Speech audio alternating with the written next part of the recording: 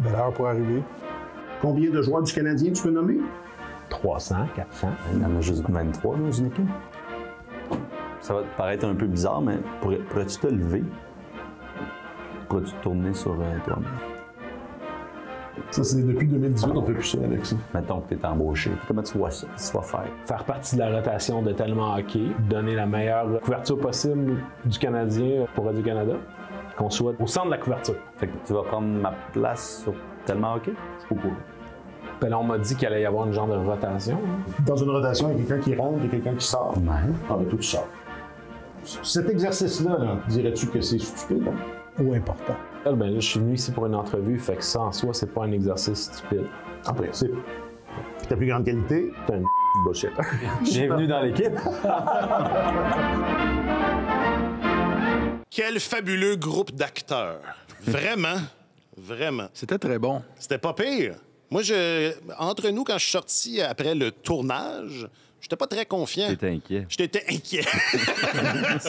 c'est le mot. C'est le mot. Puis le résultat final m'a comment dire, c'était correct. Je trouvais ça bien. Je trouvais ça bien. C'était bien monté, c'est ça l'affaire. Je pense C'est ça que qui nous a oui. sauvés. Je pense que oui. Le passage que je craignais le plus, C'est celui qu'ils ont mis. c'est celui qu'on a Moi aussi, j'étais sûr que ça serait coupé au montage. Mais oui, quelle audace de nos collègues des réseaux sociaux que l'on salue. Vraiment une belle qualité de travail. Je fais référence, pour ceux qui se demandent, à ce vidéo promotionnel soulignant l'arrivée de Marc-Antoine. Ben oui, il est là! Ben oui, merci. Salut, Merci. Marc-Antoine. Qui Ah non, c'est pas Non. nécessaire. OK. Non, enfin, peut-être tantôt. Vidéo, donc, qui connaît un certain succès. Moi, tous les commentaires que j'ai entendus sont positifs. Puis, Marc-Antoine... Ceux que t'as pas entendus sont négatifs. Ceux que j'ai pas entendus sont négatifs, mais j'ai trouvé que tu tirais très bien. Mais t'as fait le Théâtre. Acteur Studio. T'as fait théâtre. Écoute, T'as fait théâtre. si j'avais fait le conservatoire, on m'aurait pas conservé. Alors, Je non. serais périmé. Mais j'ai fait. T'as pas fait l'école de l'humour, J'ai fait un hein? peu d'impro en montant. Ça paraît. Ça Ah oui. paraît. J'ai Marc-Antoine- cofondé la Ligue d'impro de l'UQAM, la Ligue UQAM. Ah! OK, Ouais. OK. Et qui s'appelle la liche maintenant, non? Non, la Ligue UQAM, encore. OK, ben, Bon, on sent que t'es vulgaire. mais non, mais il y avait une ligue à l'UQAM à l'époque quand moi j'y étais, mais beaucoup plus tard que Marc-Antoine, Beaucoup plus tard. qui s'appelait la liche. Elle a probablement pas survécu. La mienne existe encore. La scène est toujours là. Enfin, je voulais souligner. Puis, c'est une invitation aussi, si vous ne l'avez pas vu. On est bien bon. Hein? Puis, puis pendant cette grève des acteurs, là, je pense qu'il y a une opportunité à saisir. Ah oui. Je dis ça comme ça. Leonardo DiCaprio n'a qu'à bien Et se apparemment, tenir, apparemment que c'est ça. OK, aujourd'hui, le mot qui commence par P. Est-ce que c'est une équipe ou un incubateur? Et coudonc, qui c'est qui a gagné ça, ce tournoi de golf? C'est Tellement Hockey, épisode 253.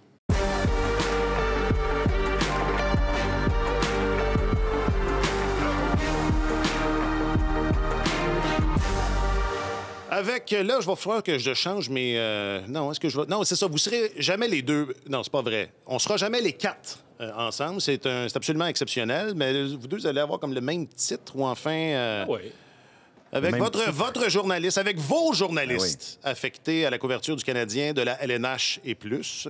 J'ai nommé Marc-Antoine Gagnon. Salut, Marc-Antoine. Gagnon. Marc-Antoine Gagnon.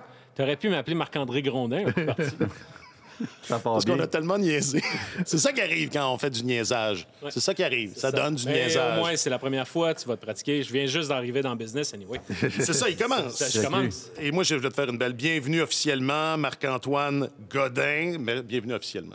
Je recommence. Et Alexandre Gascon, salut. Salut, Alex. Coucou. Il ne prendrait pas personnel. Il s'est trompé aussi dans le numéro de l'épisode tantôt. C'est 254. Alors, Bon, c'est une bonne... c'est un bon départ. Mais j'ai marqué 253 sur ma feuille. Donc, c'est toujours ça. Heureusement que le chroniqueur principal du service des sports de Radio-Canada, Martin Leclerc, est là. Salut, Martin. Salut, c'est le bon nom. C'est C'est le bon nom, c'est le bon titre, dans le bon ordre. Parfait. Puis je m'appelle Alexandre Coupal. Écoute, pour moi, c'est le Coupe Stanley ou rien. La même chose. On veut voir la progression individuellement des joueurs. On veut voir la progression de l'équipe sur la glace, hors glace, la culture, tout. C'est qu'on est en train d'essayer de bâtir quelque chose. Puis on veut voir qu'il y a les démarches qu'on prend nous emmènent dans la bonne direction. Kent Hughes, le directeur général du Canadien. Bon, je comprends, puis c'était ça le message. Là, on veut que les joueurs se développent, que l'équipe se développe, mais bon, il est un peu, on n'a pas d'attente, ou enfin, il est un peu tôt pour parler du mot en P. Reste, puis je comprends là. Je comprends très bien. Le mot en P, c'est bien sûr playoff. C'est playoffs, oui, parce que c'est vrai qu'il y a d'autres mots en P. C'est le mot en S. Oui, les mots en S, c'est E accent aigu. Oui. Mais ça perd de son punch un peu. Reste que, j'en parlais avec Jacques-Alexis, notre producteur, puis c'est rare qu'on est d'accord, mais je sais pas, c'est pas drôle. C'est pas drôle. La Coupe Stanley, on veut la Coupe Stanley, puis tout le monde rit. Ben, OK, mais je veux dire, qu'est-ce qu'on fait là d'abord, non?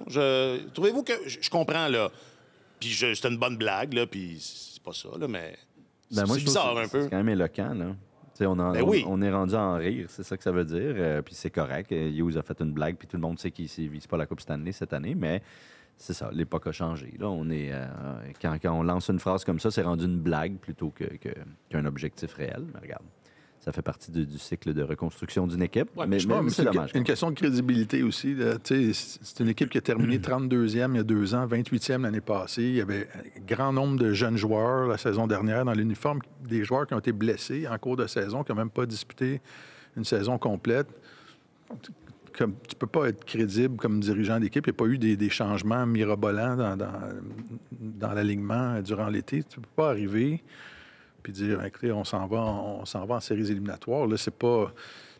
Moi, j'aime la façon dont il livre le message. Là, ça.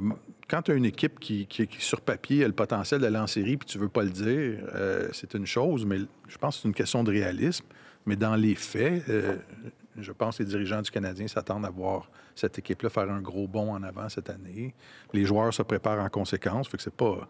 Il y a eu beaucoup de débats sémantiques hier, honnêtement. Là, c'est quoi? Oui, mais la croissance, comment vous allez la mesurer? Puis la croissance interne, puis comment tu vas faire si vous visez pas en termes de victoire? Comment vous allez faire pour mesurer l'amélioration de l'équipe? À un moment donné, ils savent où ils sont. Je pense que les dirigeants du Canadien savent que l'équipe aurait pu être meilleure que ça l'année dernière. Ça a été encore Avec l'équipe les la plus blessée de la Ligue. Mais cette année, il suffit d'une saison normale et qu'ils vont faire un bond en avant juste de façon organique. Là. Il y a des années où le directeur général va se présenter devant les médias, va dire « Ah, mais on est compétitif, on va être là. Si on reste en santé, on va être là. » Il a un produit à vendre. Le Canadien n'a pas cherché à vendre son produit outre mesure. En calmant les attentes, tu fais en sorte que tu fais juste te prêter à d'heureuses surprises. Puis je pense que c'est un exercice de lucidité par rapport aussi à la force de la division Atlantique. C'est tellement une division forte que quand même que le Canadien fait un bon pas en avant, que ces jeunes s'améliorent comme ils le souhaiteraient, bien, bonne chance pour devancer les Sabres de Buffalo, bonne chance pour arriver au même niveau que les Sénateurs d'Ottawa, qui, eux, ont une longueur d'avance dans leur développement. Puis ça, c'est sans compter toutes les équipes de la section Atlantique qui ont fait les séries l'année dernière puis qui entendent les faire encore cette année. Donc, je pense que c'est surtout cette année un exercice pour le Canadien de resserrer l'écart par rapport à ses opposants, mais de là à faire un saut un bond en avant qui va leur permettre de passer par-dessus 3 équipes, je pense que ce serait inutilement ambitieux de dire c'est ça, on va y arriver. T'sais. Que les joueurs le disent, c'est parfait. On s'inquiéterait que les joueurs ne non, c'est la reconstruction. Ça. Ça va être relax. Ça va être relax encore cette année. Exact. Ils ont besoin de cette motivation-là. Mais de la part de l'état-major, la prudence était de mise. Ouais. La seule affaire, c'est que le discours a changé par rapport au bilan de fin de saison l'année dernière. Peut-être que Hughes a regretté cette petite phrase qu'il avait lancée en disant clairement les attentes vont changer à partir de l'année prochaine. Ouais. Finalement, on nous a tenu exactement le même discours. C'est vrai, c'était pareil. Que tout ce qui a été dit l'année dernière. Ouais. Puis la même vision de la progression, puis de la croissance, puis tout ça. Puis c'est correct, là. J'endosse tout ce que vous venez de dire. Il s'est peut-être juste un petit peu trop avancé au printemps dernier, puis peut-être qu'il l'avait regretté, ou du moins de la façon dont ça a été interprété. Parce que clairement, on est revenu sur le discours du début de la saison et non celui de la fin. Ouais, mais dans les faits, je pense pas que ça les empêche de tourner d'un cran. T'sais, on a entendu Martin Saint-Louis dire là, je vais être plus exigeant en termes, je vais donner plus de responsabilités aux jeunes. Il va y avoir plus d'imputabilité. Jeff Gorton s'est échappé à un moment donné quand il racontait que les joueurs sont à Montréal depuis 1 mois et qu'ils s'entraînent ensemble. T'sais, il dit les gars ils savent que c'est une grosse année pour nous, autres. Fait que je pense que le discours à l'interne et le discours qui a été servi au club de golf hier est peut-être pas le même. Là, parce que on s'entend, c'est assez exceptionnel de voir une équipe se présenter tôt comme ça. Là. 40 joueurs, c'est presque l'équipe de la Ligue nationale puis le club école au complet qui s'entraînent ensemble. De mémoire, on n'a pas vu ça. L'année dernière, ils avaient commencé à le faire un peu. Puis ils ont souvent cité en exemple Xavier Simoneau puis William Trudeau qui s'étaient pointés très rapidement au camp, à peu près ça, là, début août et tout. Ouais. Puis ils avaient été tous les deux très performants au tournoi des recrues à Buffalo l'année dernière. Ils étaient ressortis. Martin, toi qui compiles toutes tes notes de tous les matchs depuis toujours, je suis sûr que tu t'en rappelles. Et Trudeau s'est imposé comme un défenseur top 4 dans la Ligue américaine. Simoneau a pas une mauvaise saison du tout. Alors peut-être que c'est un exemple qui a percolé puis qu'il y en a qui se sont dit coudonc, c'est vrai que ça a l'air de... Mais par rapport à ce que Kent Hughes avait dit à la fin de la saison passée, quand il a dit l'année prochaine, les attentes vont changer, je pense que je pense qu'il parlait d'un point de vue très personnel, que ses propres attentes allaient changer. Parce que l'année dernière, il ne l'a jamais dit ouvertement, mais quand il regardait le classement, quand il regardait les résultats des matchs le soir, il n'était pas fâché quand le Canadien perdait. Il l'a presque dit. C'était quoi? C'est ça. Gagner, c'est bon jusqu'à un certain point. Exact. C'est ça que ça voulait dire. Alors, le changement, c'est que cette année, il ne mettra plus ses times pour souhaiter que son équipe perde. Il va être aligné avec l'objectif dans le vestiaire, avec ses joueurs, avec ses entraîneurs, puis il va souhaiter la victoire. Il repêcher 12e, ça ne le dérangera pas. Là. Non, parce que là, l'important, c'est qu'on fasse un bond en avant. Donc, en ce sens-là, ses attentes ont changé. Mais est-ce que ça veut dire... Ceux qui ont conclu que ça voulait dire l'année prochaine, c'est les séries éliminatoires, bien là, c'est eux qui en sont venus à des conclusions que lui n'a jamais avancées. Ouais. Tu faisais référence aux 40 joueurs qui sont déjà là. On t'a un peu coupé l'herbe sous le pied, là, mais tu vois quelque chose de positif là-dedans. Oui, moi, je trouve que ça traduit un état d'esprit qui c'est pas une équipe qui se prépare à aller faire du tourisme. Hier, quand on s'est quitté à Laval-sur-le-Lac, je disais que ça pouvait faire un débat intéressant, savoir est-ce que ça peut t'apporter plus de points à la fin de la saison, que tout le monde se rapporte au camp plus tôt. Je doute de ça, mais je trouve que ça témoigne d'une culture. Puis, ça me rappelle, le parallèle est peut-être large, mais je me souviens, au milieu des années 2000, les Pingouins de Pittsburgh, quand Crosby est arrivé, puis il y avait Max Talbot qui était là, puis Fleury, puis Colby Armstrong, il y avait un paquet de jeunes. Le Temps était un jeune joueur. Et les gars étaient toujours ensemble, toujours à l'aréna. Après les entraînements, ils restaient puis ils jouaient au ping-pong ensemble. Puis il fallait que le gardien de sécurité de l'aréna les mette dehors parce qu'ils couchaient littéralement. Mais ils étaient toujours ensemble. Ça a soudé ce groupe-là, puis ils ont fini par avoir du succès. Fait que est-ce que ça te donne, d'un point de vue strictement sportif, est-ce que ça te donne plus de points à la fin? Non, mais je trouve que c'est le prolongement de la culture qu'on a vu s'instaurer chez le Canadien au cours de la dernière année et demie. Puis l'année passée, le Canadien a terminé 28e, puis je me souviens dans mon bilan de fin de saison, je disais respect, parce qu'ils ont été amochés, décimés, puis à part les 2 dernières semaines où il n'y avait plus rien dans le réservoir, ils se sont battus à la vie, à la mort. Alors, il y a déjà une culture qui est instaurée. Puis je vois un prolongement de ça dans le fait que tout le monde se rapporte aussitôt. Là. Puis de toute façon, quand une équipe... voit ses joueurs arriver tous rapidement en avance. Il y a un exercice d'émulation qui se fait parce que tu peux bien décider de rester à t'entraîner chez toi tout seul, mais la minute que tu te retrouves dans le vestiaire avec les autres joueurs sur la glace, dans le gymnase, bien là, ces gars-là, c'est des compétiteurs. Puis ils veulent se pousser les uns les autres, puis bien, pourquoi pas s'entraîner en groupe tant qu'à le faire, au lieu de le faire chacun chez soi. Ça doit être bien plus le fun. Suzuki a pris aussi son rôle de leader là-dedans aussi, là, à appeler des gars directement, personnellement, pour leur dire... Ça serait le fun que tu t'en viennes un peu plus tôt. Parce qu'il était déjà là. Il était déjà là, en plus. Oui, lui, il passait pas mal l'été à Montréal. Il a fait des sauts de puce en Ontario, mais sinon, il passait la grande majorité de son été ici. A appelé Slavkovski pour dire « Ce serait bien que tu rentres de la Slovaquie, Slav. » Alors ça démontre, premièrement, un leadership. Tranquillement, l'emprise qu'il est en train de prendre sur ce vestiaire-là, puis particulièrement sur cette jeune gang, là, cette jeune génération. Parce que Marc-Antoine a écrit là-dessus hier. C'était bon. C'était écœurant. C'était écœurant. Pour vrai, c'était écœurant. Tu peux ne plus rien écrire jusqu'à la fin de l'année. C'était malade. Est-ce qu'il va y avoir de la compétition? Sûrement. 16 ans, vous pousser. La compétition à l'interne, c'est excellent. C'est toujours bon. C'est bon. C'est comme des pilotes de Formule 1 là, qui sont jamais vraiment coéquipiers, se font des jambettes. Ils sont ton pire adversaire. Ton pire adversaire, c'est ton coéquipier. C'est ça, exactement. Ça pour dire que là, c'est ça, tu viens de m'en faire une parce que t'as interrompu mon idée. Mais c'est vrai qu'il y a... T'es en train de dire que j'étais bon. T'as 2 adjoints au capitaine qui sont plus vieux et tout, mais tu disais que le leadership, le pouvoir, le flambeau est en train de se passer aux jeunes, puis c'est effectivement le cas. Puis Suzuki, ben, c'est une façon de démontrer aussi qu'il commence à être rassembleur. T'sais. Puis je lui avais parlé à son genre de tournoi de golf, là, Suzuki, il y a comme 2-3 semaines. Puis, son genre de tournoi. Il disait, non, mais il avait parlé quand même avec une certaine franchise de la difficulté du capitanat la première année. Oui. Puis que des gars comme Savard l'avaient vraiment épaulé là-dedans, puis ça l'avait beaucoup aidé. Mais David. Savy. Okay. Mais il avait trouvé que c'était comme tough, là. C'était pas une job si simple. Ouais. Il y avait des obstacles. Puis, entre autres, c'est comme lui... T'es supposé un peu d'être le géo aussi, mettons, quand tu vas sur la route. C'est toi qui organise les affaires.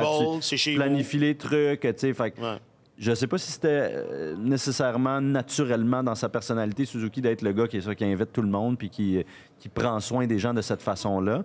Alors, il disait que c'était un apprentissage, qu'il était encore en train de le faire, mais qu'il y avait toutes ces facettes-là un peu extérieures à la job qu'il a à faire sur la glace ou l'exemple qu'il a montré dans le gym ou ailleurs.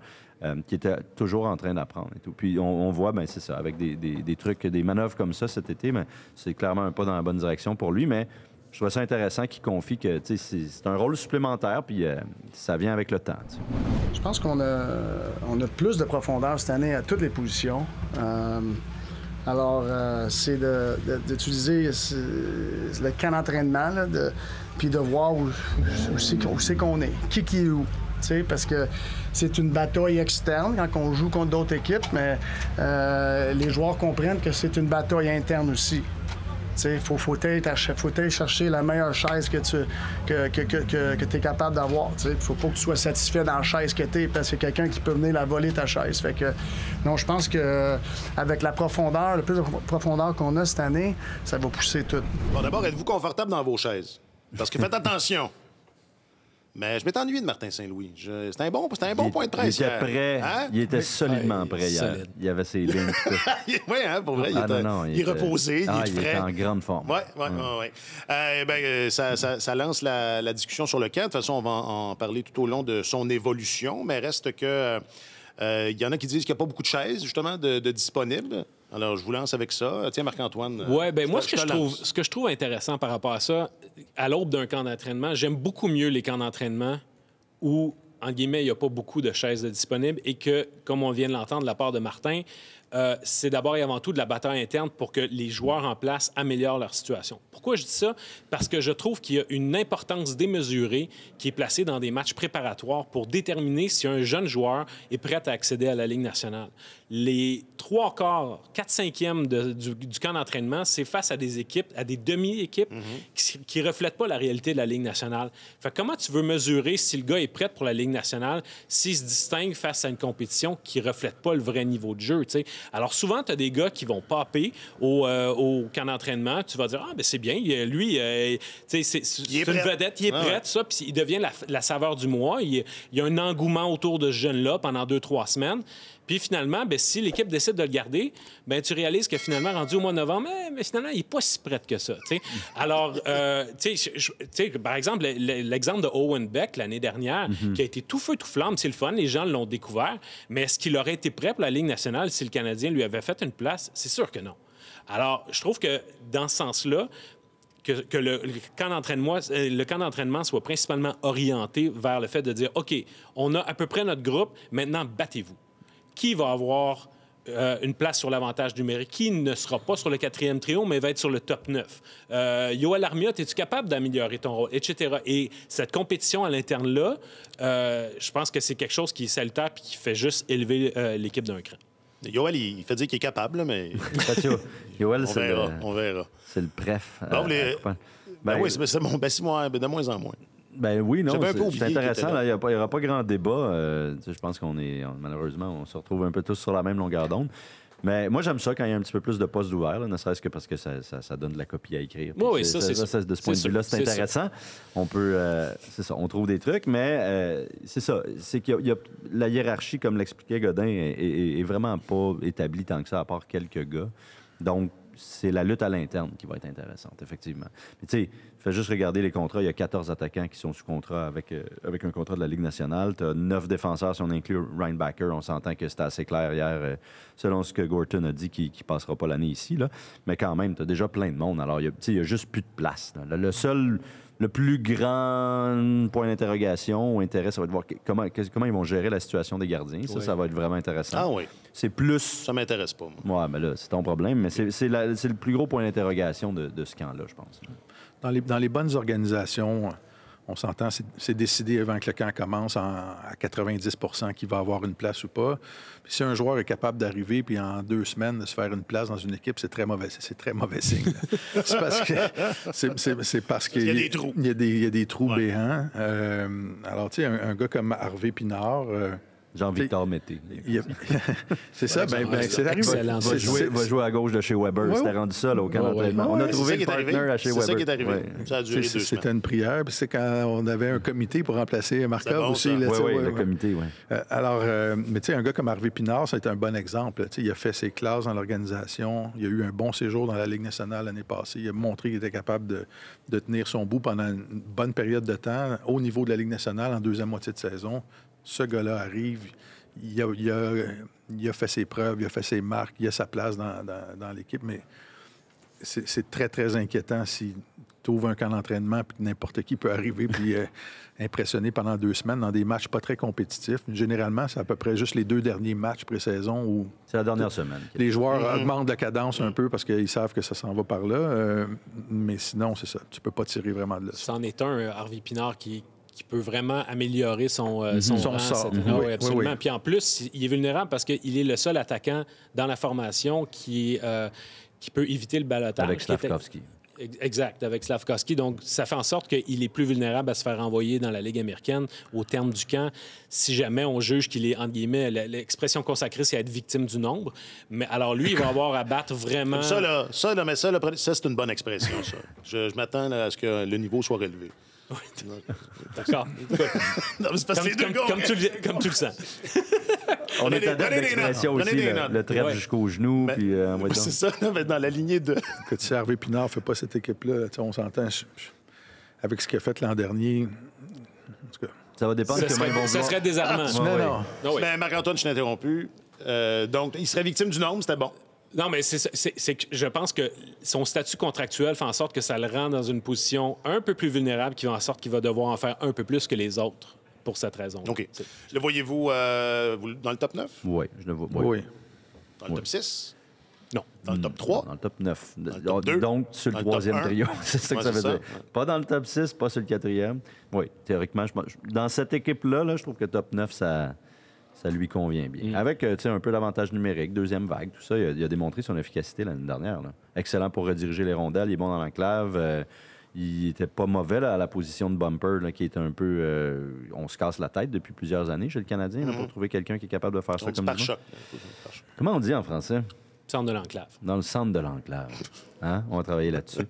On va en trouver une expression. Mais... Ce qui est bien avec cette expression-là, c'est que c'est clair aussi. On sait, on n'a pas besoin d'être familier avec le jargon. Je pense que c'est juste 3 mots. C'est ça, c'est ta raison. Centre de l'enclave, oui. Bon, je disais que les gardiens, ça ne m'intéressait pas, mais c'est pas vrai. Est-ce que c'est un enjeu? Parce que, bon, là, tout le monde capote. Là. Caden Primo, s'il passe au balotage, on va le perdre pour rien. Toi, tu capotes dessus? Moi, depuis que j'ai joué dans une promo à succès, j'ai embauché un agent. Puis, je vise le firmament. Ouais. Je sais pas. Moi, j'ai de moins en moins d'inquiétude à l'égard de Caden Primo. Je sais que les dirigeants du Canada... dans le sens qu'ils ne le perdront pas ou dans le sens qu'il va accomplir... Non, dans le sens que je ne pense pas qu'ils vont le perdre au balotage. Parce que quand une équipe réclame un joueur au balotage, elle est tenue de le garder au sein de sa formation. Donc ça voudrait dire qu'il y a une équipe quelque part dans la Ligue qui, au moment où la saison commence, juge que Caden Primo, ce serait son 2e meilleur gardien. J'en doute. Honnêtement, on a beau dire qu'il a fait il s'est amélioré l'année dernière. Maintenant, il est dans une situation, en plus, au niveau contractuel, où il a un contrat à sens unique de la Ligue nationale, même s'il évolue dans la Ligue américaine. Je serais surpris. T'sais. Cela étant dit, si l'équipe croit en lui, elle veut pouvoir se protéger, se prémunir de son départ, puis en ce sens-là, avoir quelqu'un comme Casey DeSmet, tu as quelqu'un de plus que tu peux soumettre au ballottage puis dire à une autre équipe, ben si tu as besoin d'un gardien, ben regardez, on a quand même Casey DeSmith. Sauf que le marché des gardiens de but, c'est tellement étrange. Tout le monde s'entend pour dire que c'est une position importante. Et pourtant, quand vient le temps de les transiger, de les signer, on dirait que la valeur, la demande n'est jamais à la hauteur de ce qu'on voit chez les joueurs de position. Alors là, pour l'instant, il y a la majorité, presque la totalité des postes devant le filet sont établis à la grandeur des 32 équipes. Donc, c'est pour ça que le Canadien a de la misère à échanger Casey DeSmith. Et c'est la raison pour laquelle, je pense que c'était mon premier texte quand je suis arrivé à Radio-Canada, c'est de parler du fait que le Canadien pourrait ressusciter la réalité des années 80 dans le temps de Rick Wamsley puis de Richard Sévigny. Doug Soutard. Commencer la saison avec 3 gardiens. Ce ne serait pas une situation... permanente, certainement loin d'être idéal, mais à défaut de, on pourrait commencer la saison comme ça, en attendant de voir s'il y a des besoins qui s'ouvrent, des besoins qui se créent ailleurs. Des blessures. Mais on voit de plus en plus d'équipes s'assurer d'avoir 3 gardiens fiables dans l'organisation parce qu'il y a de plus en plus de blessures à cette position-là. Si les dirigeants du Canadien sont sérieux dans leur volonté de voir l'équipe faire un bond en avant, on regarde ce qui est arrivé à Jake Allen au cours des 2 dernières saisons. Il a été blessé. Il commence à être blessé à répétition. Il y a une incertitude là. Pas dans son niveau. Il est capable de bien garder les buts. Jake Allen, il a une certaine fiabilité. C'est un bon vétéran. Mais tu peux pas te placer en position. Ton gardien vétéran a été blessé, a été blessé au cours des 2 saisons précédentes. Et plus les gardiens vieillissent, plus ça arrive. Les articulations sont très sollicitées. Alors, il faut que le Canadien se garde une police d'assurance pour ne pas laisser Samuel Montembeault tout seul avec un gardien pas capable de faire le travail. Si tu veux que ton équipe progresse et qu'elle vive, peut-être avec la possibilité de rattraper le peloton, de jouer en série le plus tard possible, il faut avoir cette police d'assurance-là. Non, mais il pourrait renvoyer et DeSmith et Primo dans la Ligue américaine, mais à ce moment-là, tu es un peu coincé avec Jakub Dobeš. C'est ça, il faut développer les autres aussi. Ça, qui fait ses Ils ont débuts signé Zachary professionnels. Mont, en plus, il y a beaucoup de monde. Exact, mais Mont, ce serait pas surprenant qu'il aille faire un tour à Trois-Rivières, mais c'est pas le plan avec Dobeš. Là, clairement, ils veulent le développer. Alors, c'est là qu'ils sont un peu coincés parce que c'est sûr qu'il n'y a personne qui va réclamer Casey DeSmith au ballottage. Et si c'est le cas, ils vont presque sabrer le champagne. Là, j'exagère, mais il n'y a personne qui va pleurer là-dessus. Mais c'est ça le problème, c'est qu'avec l'arrivée de Dobeš, ils vont vouloir lui donner le temps de se développer. Alors, là, il y a une équation là, qui ne fonctionne pas. Mais quoi que Kent Hughes a dit dans un de ses points de presse cet été qu'il avait mentionné à DeSmith qu'il ne comptait pas le laisser dans la Ligue américaine. Son plan, c'était pas de l'envoyer dans la Ligue américaine. Puis ce qu'on sait de Kent Hughes depuis son arrivée en poste, c'est que chaque fois, chez tous ses joueurs, il va essayer de générer de la valeur. Puis il va garder son joueur jusqu'à temps qu'il ait trouvé une façon de générer un retour pour lui. Alors, perdre un joueur pour rien... Il fait pas ça. Il le fait pas. Alors, je suis pas d'accord avec toi sur le fait qu'il sabrerait le champagne s'il perdait pour rien au ballottage. Je pense qu'il va attendre le moment où, même si c'est un choix de 4e ronde, 5e ronde, peu importe, il va garder toutes ses cartes en main jusqu'au moment où il va pouvoir obtenir un retour pour ses Oui, c'est possible. Et c'est pour ça que je parlais de Jake Allen tantôt, parce que si c'est Jake Allen, si le premier appel concerne Jake Allen plutôt que DeSmith, je ne serais pas surpris que ce soit Jake Allen qui parte. Regardez ce qu'on fait avec Joel Edmondson. C'est un gars fiable, un gars qui avait du leadership dans le vestiaire, mais il commençait à être amoindri par les blessures.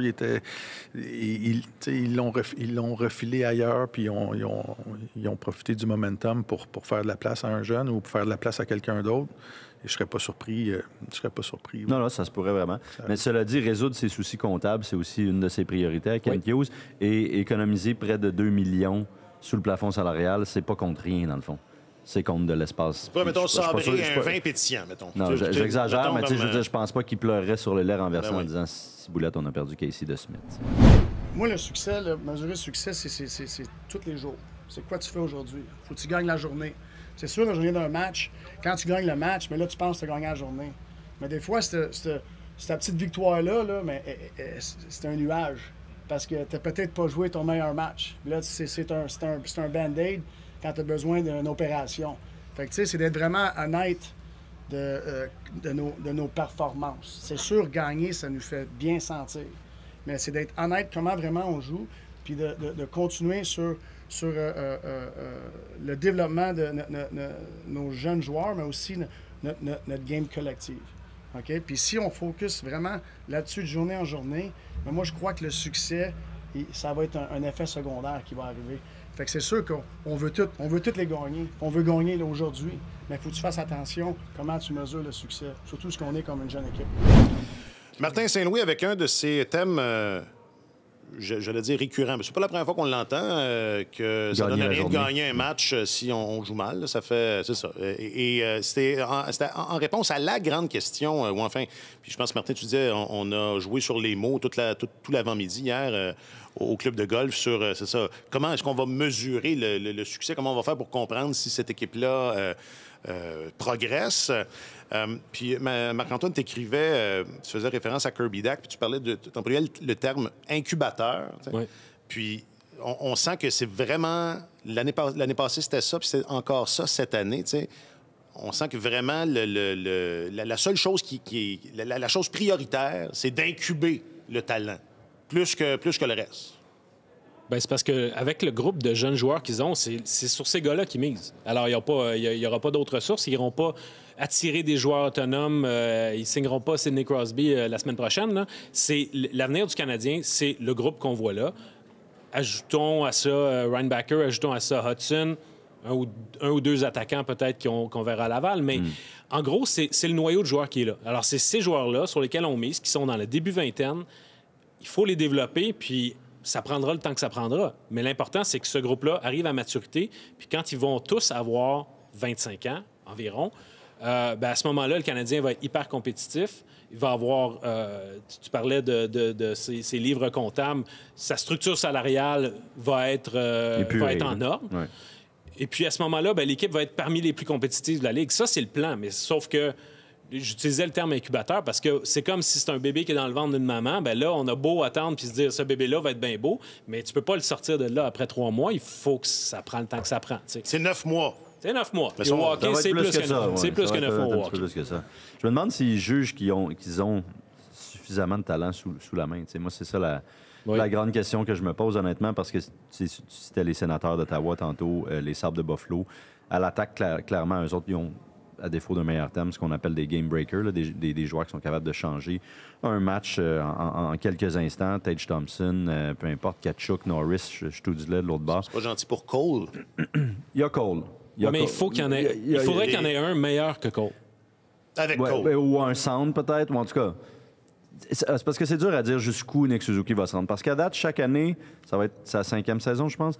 Il y a toujours eu une progression. Il n'a jamais cessé d'aller vers l'avant. Kirby Dach, on a un très bel échantillon l'année dernière, mais l'échantillon plus décourageant est beaucoup plus grand et plus large. Alors, est-ce que l'année dernière, c'était l'exception ou il a définitivement trouvé sa voie, puis il y a quelque chose qu'il a compris, il y a un déclic, puis ça va être ça à partir de maintenant? Tu sais, il y a tellement de points d'interrogation, dans le fond, dans ce groupe-là, pour l'instant, qu'effectivement, ils n'ont pas le choix de dire, écoutez, on verra, là, on s'assoit, on regarde ça, on les développe, on va bien voir où on en est, puis qui croit et qui décroît ou qui stagne, tu sais. Mais je me pose la question, est-ce qu'ils se disent, si tout va comme on pense, puis comme on le souhaite, puis si Caden Goulet devient un défenseur de premier duo, etc., est-ce qu'on a suffisamment sous la main, évidemment, en colmatant les brèches là, au cours de chemin faisant, est-ce qu'on a ce qu'il faut pour être vraiment parmi le top 5, top 6 de la Ligue nationale, éventuellement?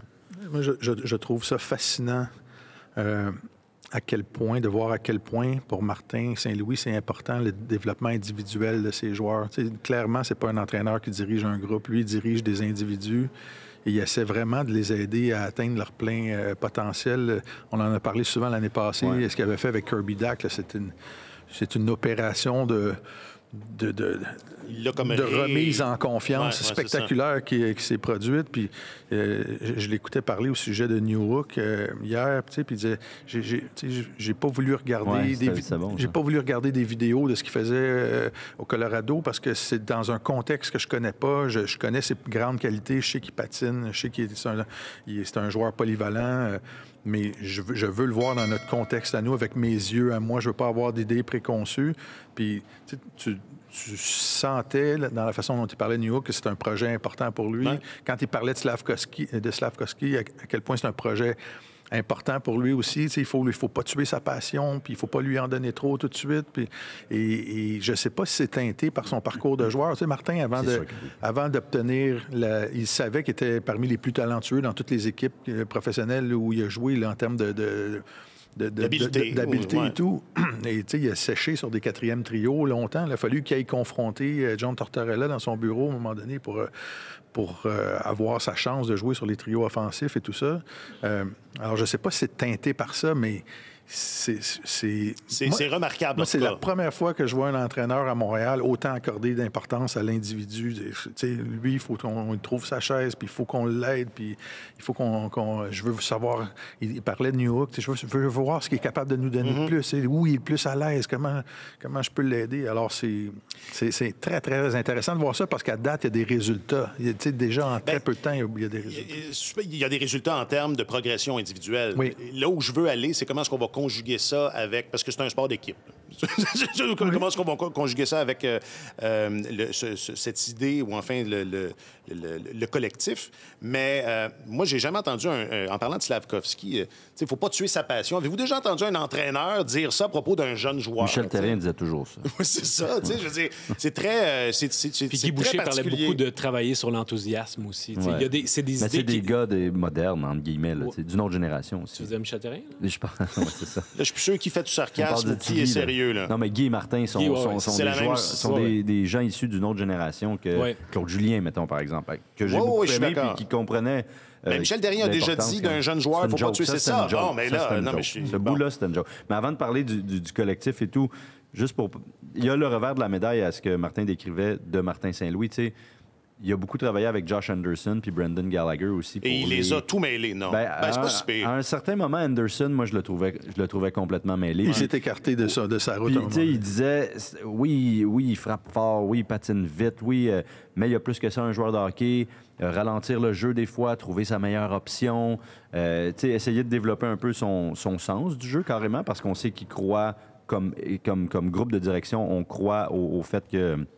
Le sens du jeu peut se développer. Là. Adam Nicholas en avait fait un long prêche. Et puis, donc, c'est très bien. Et ça marche dans certains cas, mais je pense pas que ça peut s'appliquer à tout le monde. Et Anderson s'était vraiment écarté de son identité. Et l'année dernière, vers la fin de la saison, était beaucoup plus... La raison pour laquelle ce gars-là est rendu dans la Ligue nationale, le choix de 4e tour, 100 quelques au total, je pense, c'est parce qu'il patine comme le vent, il est fort comme un cheval...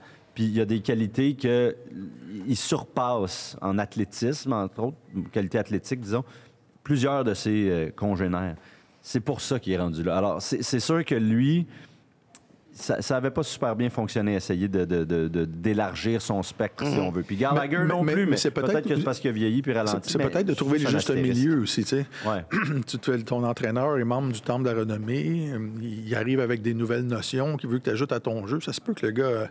À un moment donné, tu mets trop l'emphase là-dessus puis tu t'écartes de ta route, mais Josh Anderson, du dernier droit de la saison, était Josh Anderson. C'était un bon Josh. C'est le bon vieux Josh. Exact. Puis la raison pour laquelle il a fait trembler les Maple Leafs puis un peu les Golden Knights en série en 2021, c'est parce qu'il jouait comme Josh Anderson. C'est un train.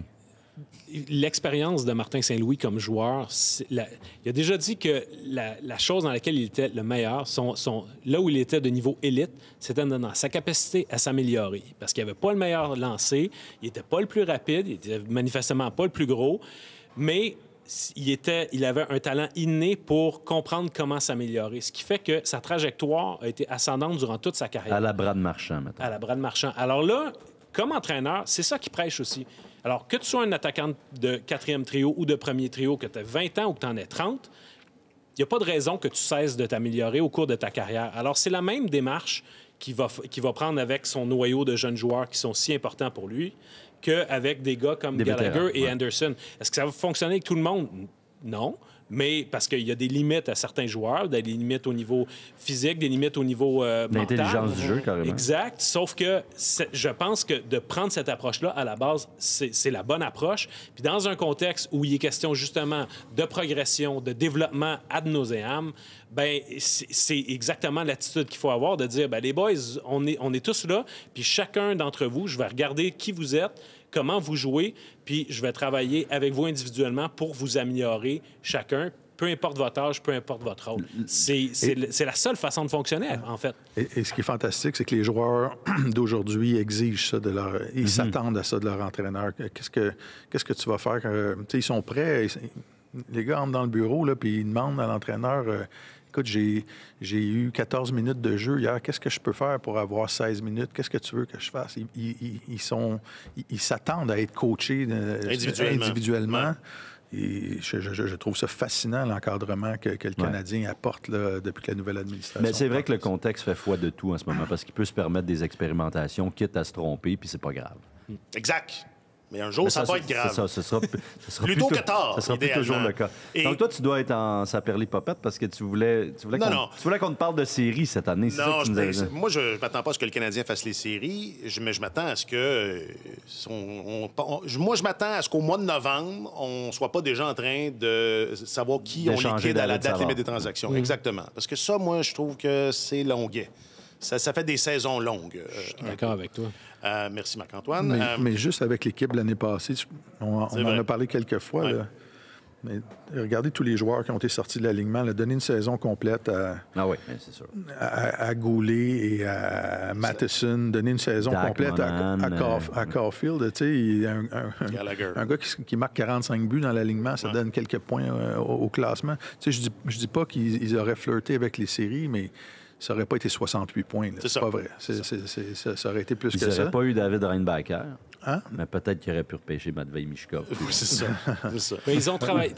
Je veux juste boucler la boucle par rapport à ce que tu disais, parce que toi, tu t'inquiétais du fait que le Canadien, il leur manque un game breaker en attaque. Du talent de pointe. Du talent de pointe, exactement. Ben, moi, parce que je pense que... Je m'en inquiète, mais je me demandais surtout qu'est-ce qu'eux en pensent. Oui. Parce que moi, on s'en fout de ce que je pense. Je sais qu'il y a eu des discussions puis des tentatives chez le Canadien d'améliorer leur rang de repêchage puis de faire en sorte qu'ils puissent s'avancer aussi haut que le deuxième rang, parce qu'on pensait à l'origine qu'Adam Fantilli serait repêché au deuxième rang.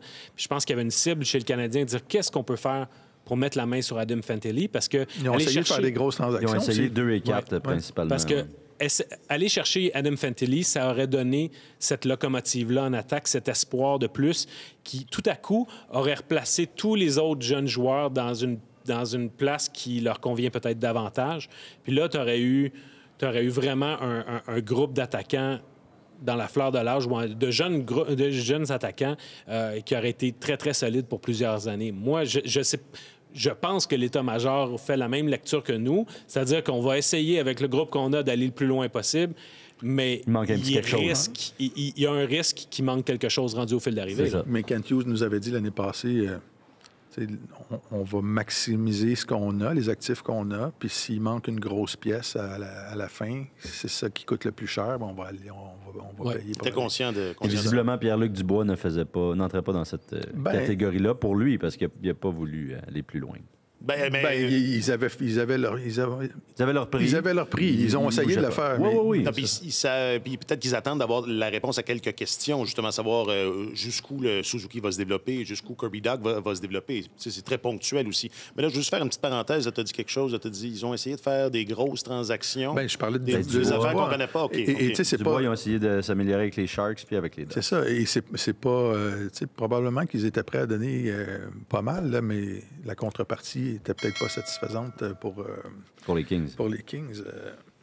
Pour les Jets. Pour les Jets, oui, excusez. On pourra méditer là-dessus tout au long du camp, mais c'est ça. Moi, je vais être curieux de savoir comment est-ce qu'on va conjuguer ce développement individuel et cette progression collective. Est-ce que ça se conjugue? Parce que... Comme l'année dernière, là. Dans quel sens? Ça ne changera pas. C'est le développement individuel qui est priorisé. Et... organiquement, pour emprunter un mot que Martin employait tantôt. L'un va provoquer l'autre. C'est ça, ça va ensemble. Là. Est-ce qu'ils pourraient être un petit peu plus loin dans leur développement? Sûrement. OK? Mais je suis très content de où est-ce qu'ils sont. Fait que, tu sais, puis Le temps qu'ils ont manqué, tu peux pas... Est-ce qu'il aurait pu être plus loin? Peut-être, mais peut-être qu'il serait à la même place. Fait que on l'a pas, ce temps-là. Mais je sais comme joueur que quand tu joues pas, ça veut pas dire que tu décroches puis t'arrêtes de remarquer tout. Tu peux apprendre beaucoup juste à regarder et être là. Fait que, non, on va voir. En tout cas, je suis fier, les gars. Ils ont l'air tout en shape. Beaucoup sont arrivés de bonne heure. Puis ils ont faim. Ça, c'était une bonne question, ça. C'est moi qui ai posé cette question? Je me rappelais même. Ben oui.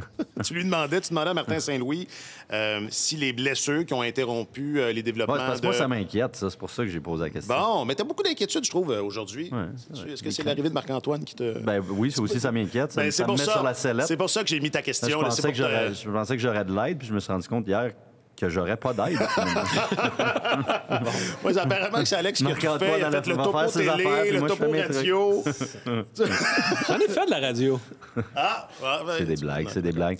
Mais oui, non, mais c'est parce que... Je trouvais ça intéressant. J'ai vraiment hâte de voir Slavkovski en EU, par exemple. Parce que c'est crucial quand même, là, une année de développement. On en a tellement parlé pendant la pandémie, tu sais, les gars en Ontario, puis qui ont perdu une saison complète. Dans l'Ouest, ils ont joué très peu, dans une bulle, une vingtaine de matchs, je pense.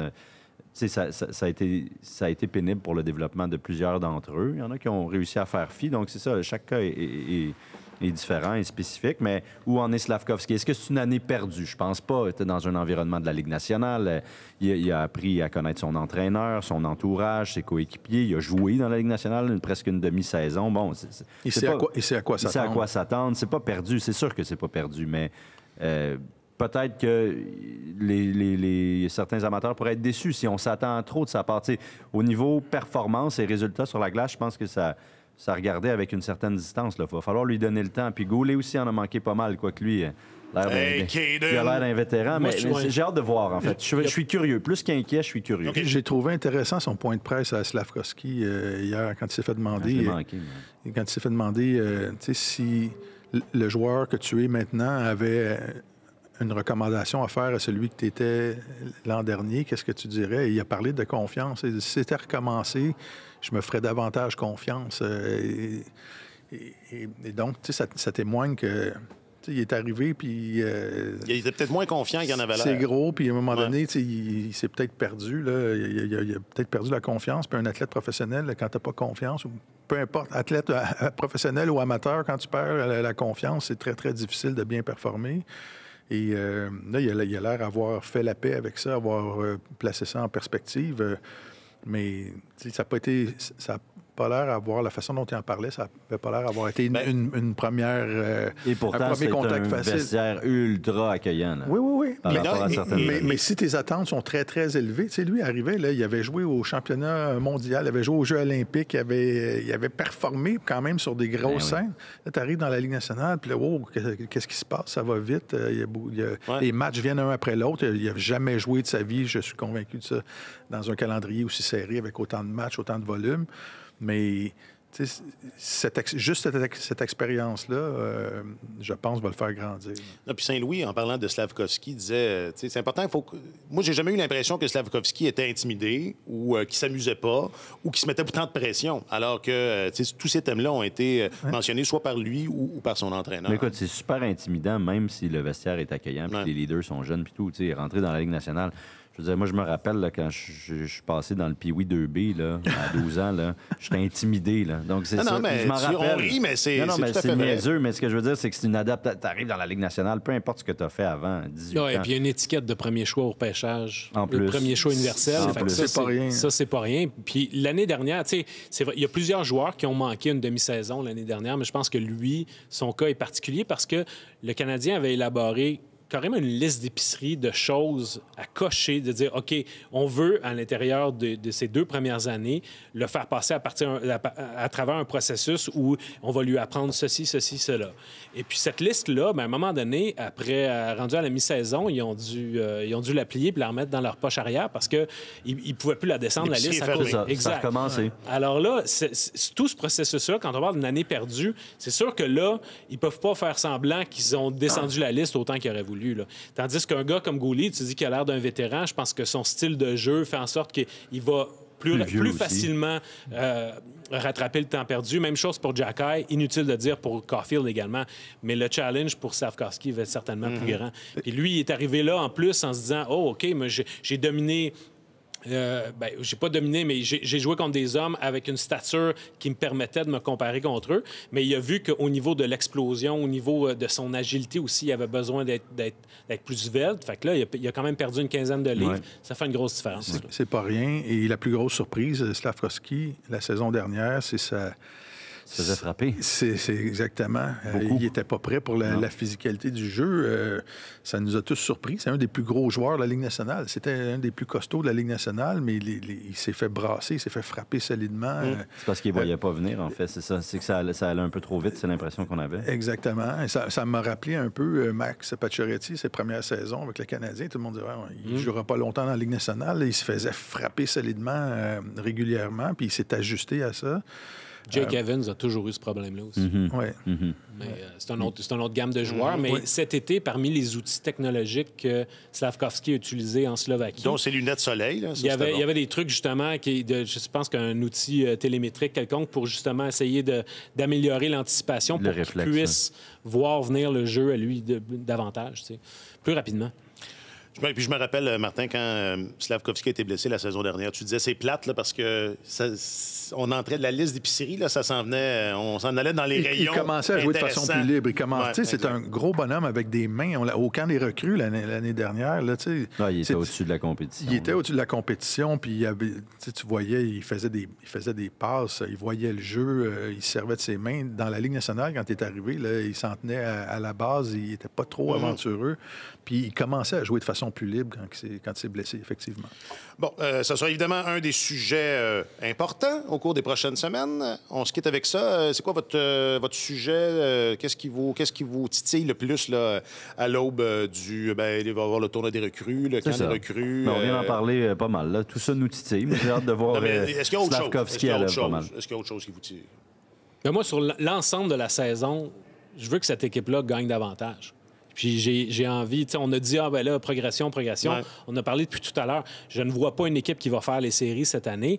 Par contre, je pense que c'est une équipe qui est tout à fait capable de finir devant les Red Wings de Détroit. C'est la seule équipe qui peuvent devancer dans leur division, je pense. Oui, mais les Sénateurs d'Ottawa ont un historique de sous-performance. Les Sabres de Buffalo aussi, là, mais... Oui, effectivement, mais eux autres, je les vois... Les Sabres de Buffalo, je les vois partis en orbite. Là, la seule question dans le cas des Sabres de Buffalo, c'est s'ils vont avoir des arrêts. Ouais. Et si Devon Levi fait ce que la plupart des gardiens n'arrivent pas à faire, c'est-à-dire être très performant à son année recrue, c'est quand même un point.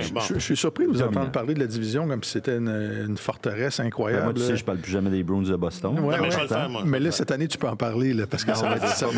Je laisse ça à d'autres. Martin te donne le go. Moi, je laisse ça à d'autres, je touche plus à ça. Je pense que la division est plus équilibrée qu'elle était avant, mais tu sais, avant, tu avais vraiment des monstres sacrés de la Ligue nationale qui étaient là, qui étaient indélogeables. La saison commençait, puis tu disais, ils vont être en série. Tu sais, là, les Bruins, cette année, ça va être difficile. Ça va être un sérieux test pour eux. Le Lightning et le Lightning... Mais le Lightning, c'est ça s'égrène un petit peu à chaque année. Ils perdent des joueurs. Les gars vieillissent. Le noyau s'effrite, le noyau vieillit. Les Panthers, tu sais, c'est 42 victoires la saison passée. Les Panthers... C'est une présence en finale de la Coupe Stanley, quand même. Mais si Pittsburgh battait Chicago qualifié par la porte en arrière. C'est pas... Ce qui veut dire qu'ils pourraient rater les séries par 2 points cette année. Là. Les Sabres de Buffalo, une des équipes... un bond incroyable au cours des dernières saisons. Moi, je pense que... Moi, les Sabres, j'y crois honnêtement. Devon Levi, je pense, va changer la donne pour cette équipe-là. Ça va être intéressant, mais Ottawa trouve toujours une façon de s'écraser. Ils ne sont pas capables de trouver une façon de bien jouer défensivement. Les Red Wings, ça prend... Steve Yzerman, ça commence à faire quelques années qu'il est en place. Les Red Wings font plus de surplace, à mon sens, que n'importe qui d'autre. Je pense qu'il va y avoir un peloton qui va être un peu plus serré. Puis ça va permettre peut-être au groupe de jeunes Canadiens de rester accrochés, prenons une image de cyclisme, de rester accrochés au peloton plus longtemps avant de se faire larguer. Mais ils ne seront pas dans l'échappée. Je pense pas qu'ils vont être dans l'échappée. Un peloton mou, ce sera le titre de l'épisode. Parce que là, on n'aura pas besoin de faire nos prédictions. C'est déjà tout. Non, mais attendons de voir les camps. Ben oui, absolument. Ben oui. Attendons. Non, mais je veux savoir qu'est-ce qui allait piquer votre curiosité là. C'est Reinbacher, je sais pas...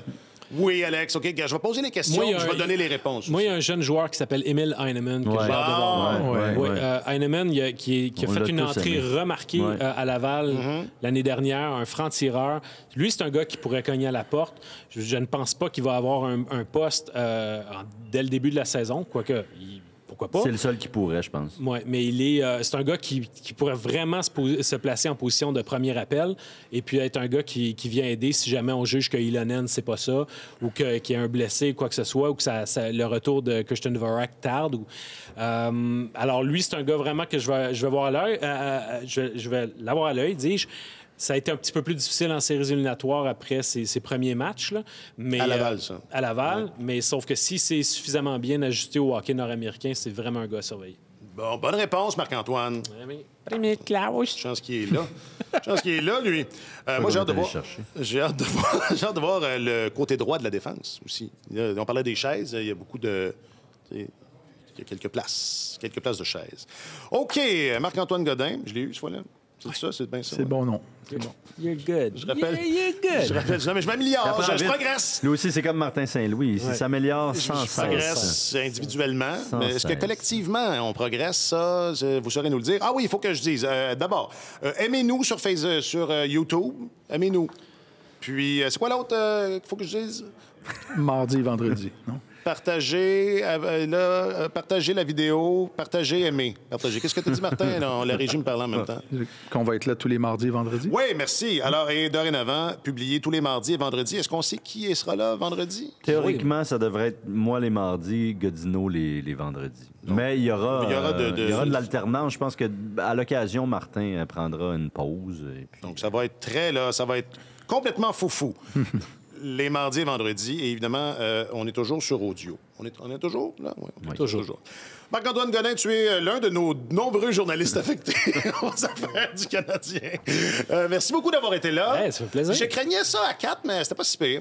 C'était reposant, à vrai dire, pour moi. Je me suis tourné la tête sur certains échanges. Merci beaucoup d'avoir été là. Alexandre Gascon, tu es notre journaliste affecté, le premier. Tu étais là avant.